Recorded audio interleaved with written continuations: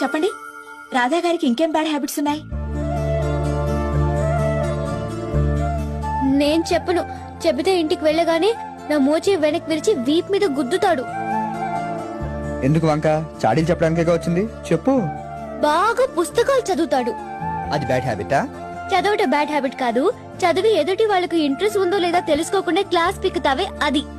ఎప్పుడు కంప్యూటర్ ముందే కూర్చుంటాడు. ఖచ్చితంగా అది బ్యాడ్ హ్యాబిటే. కార్ స్పీడ్ గా తోలుతాడు. నేను పక్కన ఉన్నప్పుడు ఇంకా స్పీడ్ పెంచి నన్ను టెన్షన్ పెడతాడు. అది సరే, సిగరెట్ మందు లాంటివి అవేం లేవు. ఉంటే చంపేయను. ఆయనకి ఇష్టం లేనివేంటి? అది వద్దు, నేను చెప్తే మీరు ఫీల్ అవుతారు. పర్వాలేదు, చెప్పండి. ఆడవాళ్ళు స్లీవ్లెస్ వేస్తే ఇష్టపడడు.